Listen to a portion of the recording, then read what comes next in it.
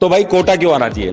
Doctor बनने का सपना देखा है तो कोटा तो आना ही पड़ेगा। क्यों आना चाहिए भाई कोटा? जस्ट एक ही चीज़ जो कोटा को अलग करती है वो है इन्वायरमेंट, और कुछ नहीं। व्यक्तित्व विकास के लिए कोटा की फैकल्टी बहुत अच्छी है, इसलिए यहाँ पर आना जरूरी है। Best faculty, best management, best environment. यहाँ पर पढ़ने का जो माहौल क्रिएट होता है वो और कहीं नहीं हो सकता। कोटा जैसा कहीं नहीं। तो भाई इसलिए कोटा आना चाहिए। तो नीट के लिए बचे 4 महीने। अब आप बोलोगे भैया कोई टिप्स दे दीजिए, लेकिन मैं क्या टिप्स दूं यार आपको। आज मेरे साथ है बहुत सारे ऐसे बच्चे जो डॉक्टर बन चुके हैं। ये एलन कार्निवाल में आए हैं और हम लोगों से कनेक्टेड थे, तो हम लोग इन लोगों से पूछेंगे यार ये सक्सेस हो चुके हैं आज, तो इनसे सक्सेस मंत्र पूछेंगे। तो एक एक करके आप बताइए आपका सक्सेस का राज क्या था भाई? मैंने ज़्यादातर अपने प्रोसेस पे ध्यान दिया है, ना कि रिजल्ट पे। जो कि रिजल्ट मायने नहीं रखता, हमेशा प्रोसेस ही मायने रखता है, जो कि आपको रिजल्ट को चेंज कर सकता है। तो अपने प्रोसेस पे ध्यान दीजिए, ना आपको डिप्रेशन होगा, ना कोई एंजाइटी होगी। सिर्फ आप ग्रोथ करेंगे और कोई चांसेस नहीं है आपको डिप्रेशन एंजाइटी में आने के। आप क्या बोलना चाहोगे भाई? अब 4 महीने ही बचे हैं, तो मैं यही बोलना चाहूँगा कि कुछ बच्चे करते हैं कि सिलेबस खत्म होने के बाद घर भाग जाते हैं छोड़ के। लेकिन वही तो जो लास्ट के महीने ही वही यहाँ पढ़कर टेस्ट देने वाले होते हैं, तो वो सोचते हैं कि सिलेबस हो गया है, अपने घर पे पढ़ लेंगे, तो टेस्ट छोड़ देते हैं। तो उसी वही वो सबसे बड़ी गलती कर रहे थे। तो उनको यह थोड़ा दिन और रुक जाना है। यहाँ जो टेस्ट होते हैं, टेस्ट तो सबसे ज़्यादा इंपॉर्टेंट टेस्ट ही है, तो टेस्ट को देना है। अपनी जो मिस्टेक्स हो रही हैं उनको एनालाइज करके देखना है कि क्या गलतियाँ कर रहे हैं। नंबर कितने भी आ रहे हैं वो मैटर नहीं करता, अपनी गलतियों को लास्ट तक सुधार के बस वो 3 घंटे आपके लिए वही सब है। वहाँ क्या होगा वो भाई आप ही पता चल जाएगा।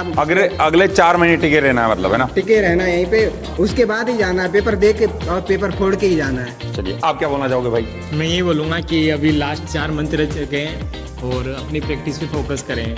और एक बात यह है कि सभी सोशल मीडिया से दूर रहें, क्योंकि बहुत ज़्यादा हो जाता है इंस्टा पे, फेसबुक वगैरह पे, व्हाट्सएप वगैरह पे, क्योंकि सभी रील स्क्रॉल करते रहते हैं पूरे दिन भर। उसमें बहुत टाइम वेस्ट होता है, पता नहीं चलता है कि 1 घंटा कब गुजरा, 2 घंटा कब गुजरा। मेन तो 4 महीने के लिए आप लोगों को इंस्टा और सोशल मीडिया छोड़ना है भाई। हाँ, फिर कॉलेज जाके खूब आप रील वगैरह देखो, फोटो लगाओ, एंजॉय करो, चिल करोगे बहुत ज़्यादा कॉलेज में जाके। आप क्या बोलना चाहोगे भाई? हाँ, हम यही बोलना चाहेंगे कि कुछ ही महीने बचे हुए हैं, तो आप ऐसा करें कि जो भी आपके पहले प्रीवियस ईयर के क्वेश्चंस हैं, क्वेश्चन बैंक हैं, उनको लगाएं और उनका एनालाइज करें। और ज़्यादा नहीं, 5 से 7 ईयर बैक का ही पेपर लगाएं, ज़्यादा डीप में ना जाएं। अच्छा, आप क्या बोलना चाहोगे भाई? अब लास्ट समय बचा है, तो मैं ये बोलना चाहूँगा कि कॉन्सेप्ट बिल्ड करने के लिए आप पढ़ाई थोड़ा कम करके और क्वेश्चन प्रैक्टिस करें और रिवीजन करें। जितना पढ़ना था उतना हो गया, अब लास्ट समय में क्वेश्चन प्रैक्टिस जितना ही करेंगे उतना ही कॉन्सेप्ट बिल्ड होगा। ये तो की है, मतलब नीट देने के लिए लास्ट समय। ये बहुत बढ़िया एडवाइस दी है सर ने। आप बताइए भाई। पूरा सिलेबस कवर करके आराम से रिवीजन करो और उसके बाद क्वेश्चन की प्रैक्टिस लगातार करते रहो। मतलब कोई हार्ड टॉपिक है तो अगर तुम्हें नहीं आ रहा तो उसे इस टाइम मतलब आने वाले समय में छोड़ दो। बस अच्छे से जो करो अच्छे से करो, सिली मिस्टेक ना हो, क्योंकि वहाँ पे ज़्यादा मतलब तकलीफ होता है। पढ़ने के बाद भी अगर सिली मिस्टेक होता है तो काफ़ी माइनस मार्किंग भी हो जाता है, तो बच्चे कुछ ज़्यादा डिप्रेशन में आते हैं। तो मतलब अच्छे से रिवीजन करो और क्वेश्चन को प्रॉपर लगाते रहो। धन्यवाद। बताओ भाई। अभी जैसे समय बहुत कम है तो इसलिए बहुत प्रेशर सा माहौल है आजकल। बहुत सारे बच्चे डिप्रेशन में भी जाएंगे। मैं खुद वैसा फेस कर चुका हूँ, बहुत सारे डिप्रेशन। मेरा सिलेक्शन 6 साल में हुआ है, तो मैं तो बहुत बेकार कंडीशन में था। मैं तो छोड़ने तक का सोच चुका था, बट फिर भी मैं डटा रहा, लगा रहा। हर साल जो गलतियाँ किया उस गलती से सीखा। पेपर देना ये मैटर नहीं करता, आप पेपर दे रहे हो, नंबर क्या आ रहा है क्या नहीं, उससे कोई मैटर नहीं करता है। सब टीचर बोलते हैं पेपर दो, लेकिन सबसे ज़्यादा इंपॉर्टेंट एनालाइज करना। पेपर दो, क्वेश्चन देखो क्या गलती कर रहा है। तुम्हारा 400 नंबर आए, 300 नंबर आए, कोई मैटर नहीं करता है। उसमें जो 180 क्वेश्चन हैं, बचे हुए क्वेश्चन, वो तुम घर पे आने के बाद पूरा गेन कर रहे हो कि नहीं। हर पेपर देते देते एक ऐसा टाइम आएगा, सारा सिलेबस भी कवर हो जाएगा, क्वेश्चन के थ्रू तुम्हारा टॉपिक्स पूरी कवर हो जाएगी। ये नहीं कि चैप्टर्स पढ़ रहे हैं, टाइम दे रहे हैं, उसमें भी फिर क्वेश्चन लगा रहे हैं, नहीं लग रहा भाई, तुम डायरेक्ट क्वेश्चन करो, उसके बाद क्वेश्चन से तुम पूरा टॉपिक कवर करो, सब हो जाएगा। 4 महीना बहुत सफिशिएंट है, सिलेक्शन पा सकते हो अगर लगे रहे लास्ट मोमेंट तक। ये नहीं कि डिप्रेशन में चले गए, भाई हम तो डिप्रेशन में, 4 लोग का सुन के और डिप्रेशन में गए, कोई मैटर नहीं करता। फिर तो अगले साल फिर आना कोटा।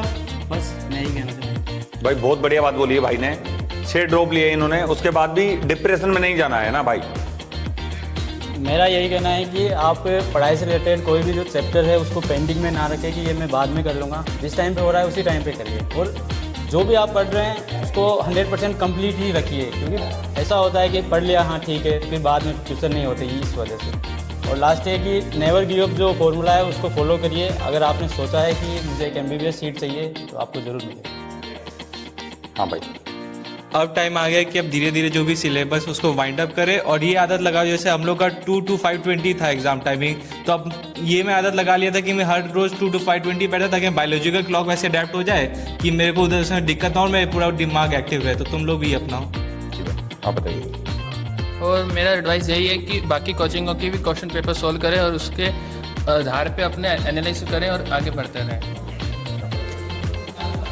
जैसा कि 4 महीने रह चुके हैं, तो खुद को सबसे ज़्यादा ज़रूरी है कि मोटिवेट रखिए। जितना आप खुद को मोटिवेट रखेंगे उतना आपके लिए अच्छा होगा। NCERT के साथ थ्रोली रहिए, लगातार पढ़ते रहिए, क्वेश्चन प्रैक्टिस करते रहिए, और खुद को पढ़ाई में ज़्यादा इन्वॉल्व रखिए, ना कि दूसरी चीज़ों को।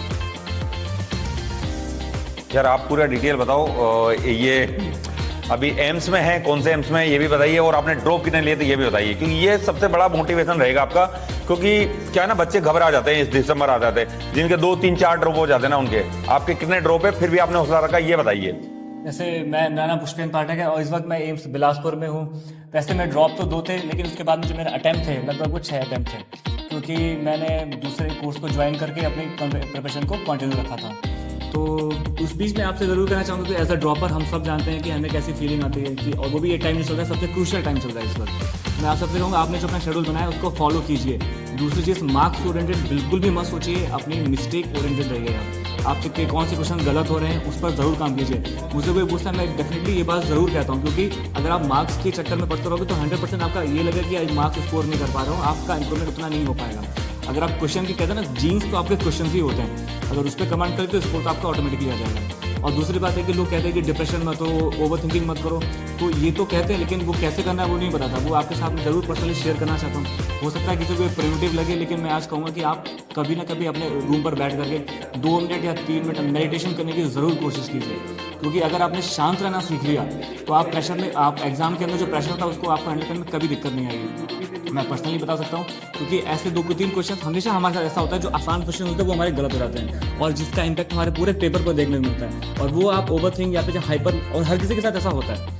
और ये हाइपर तब नहीं करोगे आप जब आपका ब्रेन आपके कंट्रोल में होगा, जब आप शांत रहने की पहले से प्रैक्टिस करोगे। और उसका बेस्ट एक्सरसाइज आपके पास है कि आप मेडिटेशन कीजिए। आपको जहाँ प्लेस मिलता है, आप मंदिर में या किसी भी जाएँ, बैठे आराम से अपने आपको 2-3 ज़्यादा टाइम नहीं लगेगा आपका, 2-3 मिनट अगर आप मेडिटेट करते हो अपने आपको बहुत हेल्प मिलेगी, और ये आपके पूरे 3 घंटे की मेहनत को और ज़्यादा निखार लेके आएगा।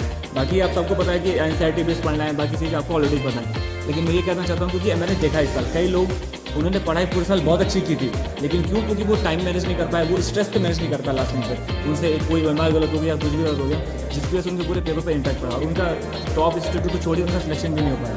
तो इस चीज़ पर ज़रूर फोकस कीजिए, अपने आप को शांत रहने की कोशिश कीजिए। और ये टाइम ऐसा आने वाला है कि आप ओवर थिंकिंग करोगे, उसका बेस्ट तरीका ये है कि आप ये तो कीजिए, साथ में अपने आप को बिजी रखने की कोशिश कीजिए, अपने आप को शेड्यूल इतना अच्छा मेंटेन करो, आपके पास ये सोचने का टाइम ही नहीं हो गया मेरे पास सिलेक्शन होगा ऐसे नहीं होगा। तो इस चीज़ को फोकस कीजिए, बस मैं यही कहना चाहता हूँ। बाकी ऑल द बेस्ट, और 100% याद रखिए कि आपकी मेहनत आपके बदले आपको ज़रूर मिलेगा, और इतना मिलेगा जितना आपने कभी सोचा भी नहीं था। ये मेरा भरोसा है, आप मेरे से ये चीज़ को देख सकते हो। बाकी all the very best and thank you so much. तो यार अभी जो बच्चे 2 या 3 ड्रॉप ले चुके हैं ना, वो घबराए हुए अभी है ना, तो अपन भाई लोग से पूछेंगे सब लोग, क्योंकि अभी कॉलेज में हैं, तो इन लोगों ने कितने ड्रॉप लिए थे और कौन कौन से कॉलेज में है ये, आप बताइए भाई। मेरा 3rd अटेम्प्ट में पास हुआ था नीट, और फर्स्ट में मतलब ओनली 283 मार्क्स आए थे, और अभी मैं फ़िलहाल 635 मार्क्स के साथ government medical college Baramati Pune में पढ़ रहा हूँ। अच्छा भाई, आपके कितने ड्रॉप थे भाई? मैंने 3रा ड्रॉप था, और मेरे लास्ट ईयर 590 नंबर थे, तो छोड़ दिया था, नहीं करना है अब नीट वगैरह, तो फिर दोबारा रिपीट किया, और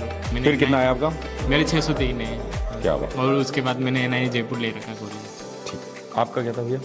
मेरा ये 4th अटेम्प्ट था, और मेरे लास्ट ईयर 590 नंबर थे, पर मैंने फिर से मेहनत की, और इस साल मैं अपने मेडिकल कॉलेज में पहुँच चुका हूँ। मैंने 3रा अटेम्प्ट में क्वालिफाई किया। मैं अभी इस समय रानी दुर्गावती मेडिकल कॉलेज मादा में अलॉटेड हूँ। मैं कोटा में 2017 में आया था। मैंने 2 साल तैयारी की थी, उस टाइम मेरी प्रिपरेशन बेस्ट चल रही थी, लेकिन लॉकडाउन की वजह से मैं डिप्रेशन में चला गया, मुझे माइग्रेन हो गई, फिर उसके बाद मैं घर पे ही बैठा रहा। पिछले साल किसी तरह हिम्मत करके, मुझे पता था मेरे को डॉक्टर ही बनना है, मेरे पास कोई और सॉल्यूशन नहीं था। घर वाले बोले, पिछले बार ऐसे ही मैंने दिया था तो 565 आया था, BDS बोल रहे थे, लेकिन MBBS करना था। इस बार मैंने हिम्मत करके कोटा आया और फाइनली 626 नंबर आया। रानी दुर्गावती मेडिकल कॉलेज बांदा में अलॉटेड हूँ। क्या बात। मेरे 2 ड्रॉप हैं और मैं अभी गजरा राजा मेडिकल कॉलेज ग्वालियर में हूँ।